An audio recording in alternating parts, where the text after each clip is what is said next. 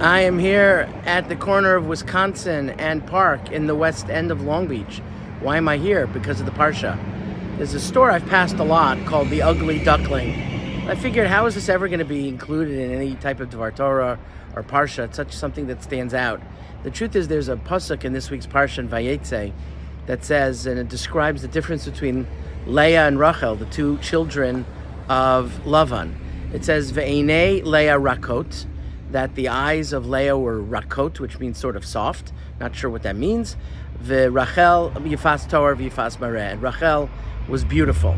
And of course, this is right before Yaakov is about to ask for Rachel's hand in marriage from her father, his uncle, and future father-in-law Lavan.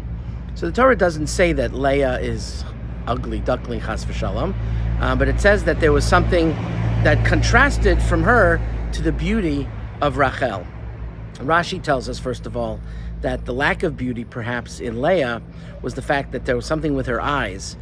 Some say rakot is really arukot, that they were long. Some say she had very long eyelashes. Some say that her eyelashes fell off. And the reason that they may have fallen off, says Rashi famously, quoting the Medrash, is people would sort of taunt Leah and say, oh, Leah's older than Rachel, and they're going to marry their cousins. Leah will marry Esav, and Yaakov will marry Rachel. And of course, she did not want to marry the wicked Esav, and she cried and cried and cried and begged that Hashem would hear her cries.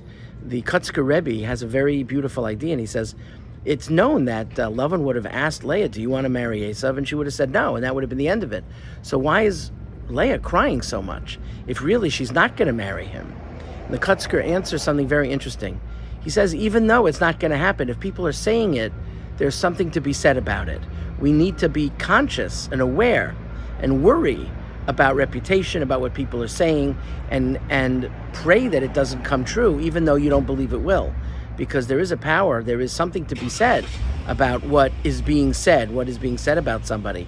We have to be very conscious of our reputations. I remember once when I was in yeshiva, I heard that somebody was saying something about me, and I wasn't sure if it was true. A friend of mine told me that it was true, and it turned out to be a joke. And I went to my Rebbe, Rav David Lifshitz, at the time, and I told him the situation, and he said, you must go and call the person and say that it's not true. The person had told me that somebody thought that I had said something about somebody, which wasn't true, and I called this person and I said, I would never ever say that, it's not true, I hope you haven't heard this. And this person said, I don't know what you're talking about, but at least I made the call and I made sure that my reputation was not tarnished. The same thing when it comes to the beauty of Rachel and the crying of Leah. The Vilna Gaon says, where it says in Eishes Chayil, Sheker hachein vehevel hayofi, that beauty is vain and false, and attractiveness is vain and false. It only means in the context of Isha Yiras Hashem, the next words, that beauty means nothing if there's no Yiras Shamayim, if there's no goodness, if there's no godliness. Leah was a godly person. Rachel was a godly person. Leah was thrust in a situation. She tried to fix it. And we should never, ever have an ugly duckling.